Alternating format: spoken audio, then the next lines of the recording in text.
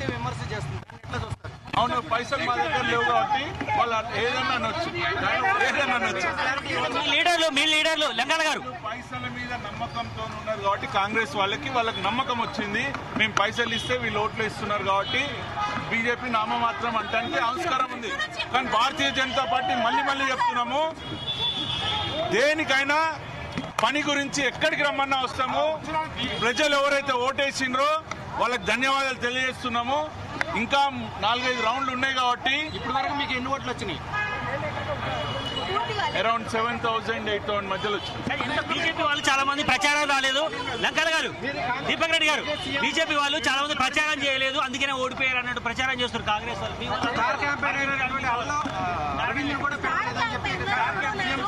అదంతా party చూసుకుంటుందండి, party చూసుకుంటుంది. పని చేస్తాం ప్రజల గురించి, ఇప్పటి నుంచే పోయి పని చేస్తాను రెడీగా ఉన్నా. నేను ఓడిపోయినా అని చెప్పి లాస్ట్ టైం కూర్చోలేదు, ఇప్పుడు కూర్చోలేదు. అక్కడ పైసలు అండ్ సింపతి వరకే నడిచింది. పనిచేసేటోళ్ళు కొంచెం ప్రజలు ఇప్పటికైనా గుర్తించి మళ్ళీ నేను పని చేసుకుంటూనే వస్తాను. కేంద్ర మంత్రి ప్రచారం చేసిర్రు, ఎంపీలు చేసిర్రు, ఎమ్మెల్యేస్ వాళ్ళందరికీ కూడా ధన్యవాదాలు చేస్తున్నా. కానీ ఇక్కడికి వచ్చేసరికి పైసల ప్రభావం డిఫరెంట్ లెవెల్ ఇచ్చిర్రు. కాంగ్రెస్ వాళ్ళు ఓటుకి 5,000 ఇచ్చిర్రంట, చీరలు ఇచ్చిర్రంట, టీఆర్ఎస్ వాళ్ళు పైసలు ఇచ్చిర్రంట. మీరు పోయి ఎంక్వైరీ బస్సులలో చేస్తే మీకు తెలుస్తుందండి.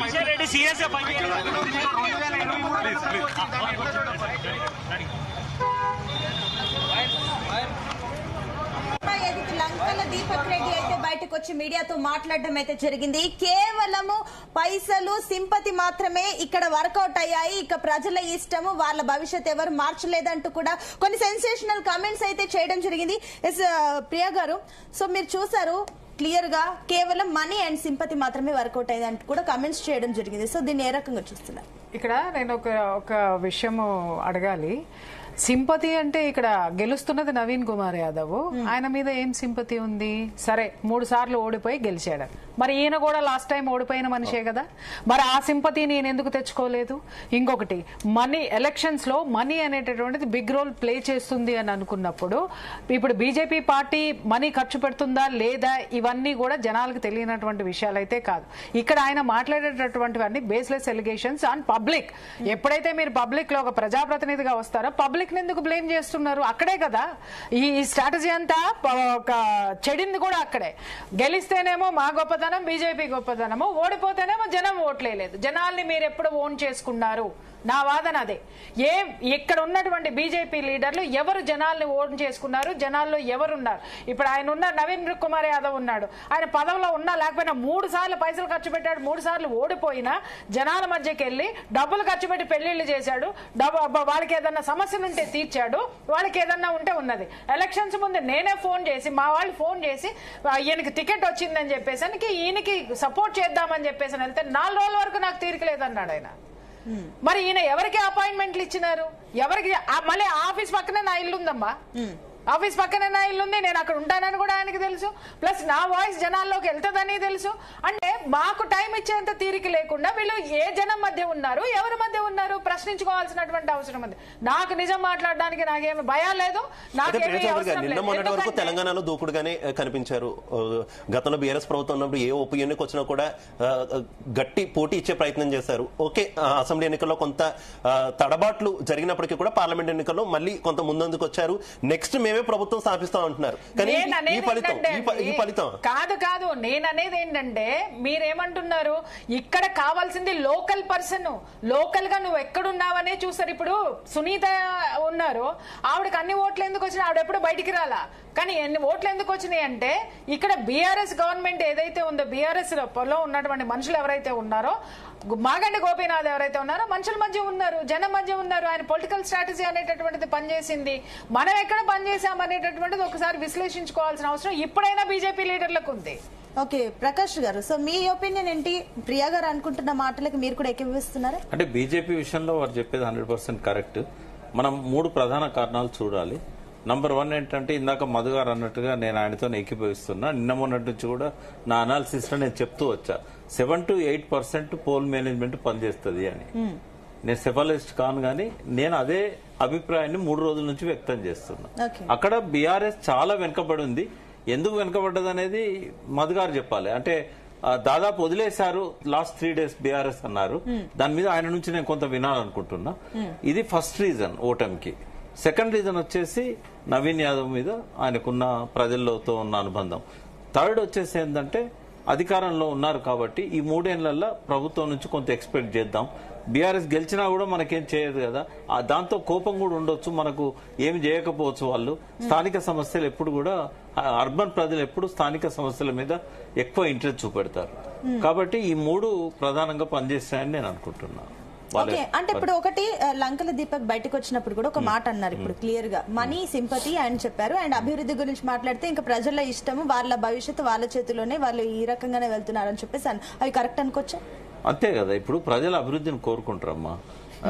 వాళ్లకు ఎలక్షన్ మేనేజ్మెంట్ లో భాగంగా డబ్బులు ముట్టాయనుకోండి, వాళ్ళు దాన్ని జస్టిఫై చేసుకుంటారు. ఎందుకంటే 3 ఏళ్ళు ఉండేది ఈ పార్టీ కదా, మనకు అభివృద్ధి అయింది కదా, ఆ డబ్బులు తీసుకున్నందుకు ఒక జస్టిఫికేషన్ కూడా వాళ్ళు చేసుకుంటారు. చిన్న సందేహం ప్రకాష్ గారు, ఇప్పుడు గెలుపుకు సంబంధించి, కాంగ్రెస్ గెలుపుకు సంబంధించి మాట్లాడుకుంటున్నప్పుడు ముఖ్యమంత్రి విస్తృతంగా ప్రచారం చేయడం కూడా ఒక కారణమని ముందు నుంచి మనం మాట్లాడుకుంటున్నాం. ఇందాక మనకి ప్రియా చౌదరి గారు కూడా అదే విషయాన్ని ప్రస్తావించారు. ఆయన ఏ లెవెల్లో అందరినీ కూడా దగ్గర చేయడం కావచ్చు, క్యాంపెయినింగ్ చేశారు అన్నదానికి సంబంధించి.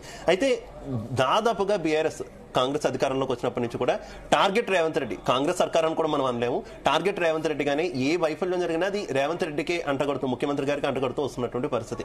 ప్రజల్లో తీవ్ర వ్యతిరేకత ఉన్నది ప్రభుత్వం మీద కంటే కూడా రేవంత్ రెడ్డి మీదే అని అన్నారు. కానీ ఆయన ప్రచారమే ప్లస్ అయింది అనేటటువంటి విశ్లేషణ. ఏంటి కన్ఫ్యూజన్ ఏంటి? అంటే ఆయన ప్రచారానికంటే కూడా ఆయన పోల్ మేనేజ్మెంట్ లో సక్సెస్ అయ్యారు. ఓకే, అంటే రేవంత్ రెడ్డిది ఒక విశిష్ట స్వభావం ఏంటంటే, ఆయన ఏదైనా కావాలనుకుంటా, మహేష్ బాబు ఏదో డైలాగ్ ఉంది కదా, బుల్లెట్ దిగిందా లేదా అనేది ఇంపార్టెంట్, ఎప్పుడు వచ్చామన్నది కదా.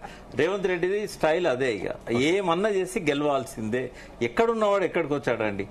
టీఆర్ఎస్ జెడ్పీటీసీ టికెట్ ఇవ్వడానికి ఇష్టపడని వ్యక్తి జస్ట్ 20 ఏళ్ల లోపల ఆయన ముఖ్యమంత్రి అయి కూర్చున్నాడు. అంటే ఆయన అర్థం చేసుకోవడంలో, ఇంకా ఆయనకున్న స్కిల్స్ ను అర్థం చేసుకోవడంలో కొంత బీఆర్ఎస్ వెనుకబడ్డదని అనిపిస్తుంది. బట్ ఒక్కటైతే ఎమర్జ్ అయింది ఏంటంటే, ఇక్కడ కేటీఆర్ ఎమర్జ్ అయ్యారు. అంటే ఏబుల్ లీడర్షిప్ అనేది తన ప్రచారం ద్వారా కానీ తన ద్వారా కానీ బీఆర్ఎస్ కు ఓటమి వచ్చినా కూడా కేటీఆర్ కి అది ఒక గెలుపు అని భావించవచ్చు. ఎందుకంటే ఒక పర్సనాలిటీ ఎమర్జ్ అయింది. అయితే ఇక్కడ కేసీఆర్ మధు గారు అన్నట్టుగా ఒక వీడియో రిలీజ్ చేసినా, లేకుంటే ప్రెస్ మీట్ పెట్టినా, ఒకరోజు వచ్చి ఒక బహిరంగ సభ పెట్టినా కూడా కొంత ప్రభావం అనేది జరిగేది. ఆయనకి ఇప్పటికీ ప్రజల లోపల ఆ పలుకుబడి ఉంది. రెండవది, ప్రభుత్వం పట్ల వ్యతిరేకత ఉన్నా కూడా 3 ఏళ్ళు ఉంటారు కాబట్టి తప్పనిసరి అయింది అది. ఓకే, సో మనకు 6th రౌండ్ లీడ్ లో వచ్చేసి కూడా 2930 అండ్ టోటల్ గా వచ్చేసి కాంగ్రెస్ కి వచ్చేసి 15,611 ఓట్లు పోలయ్యాయి. అండ్ 7th రౌండ్ కి సంబంధించి మా కొలీగ్ శివ చెప్తారు. శివ, 7వ రౌండ్ కి సంబంధించినటువంటి ఫలితాలు కూడా విడుదలయ్యాయి. ప్రస్తుతం 19,619 ఓట్ల మొత్తం టోటల్ మెజార్టీలో నవీన్ యాదవ్ అయితే కంటిన్యూ అవుతున్నటువంటి పరిస్థితి. దాదాపుగా 20,000 మెజార్టీకి దగ్గరలో ఉన్నారు. మనం ఇందాక మాట్లాడుకుంటూ ఉన్నాం.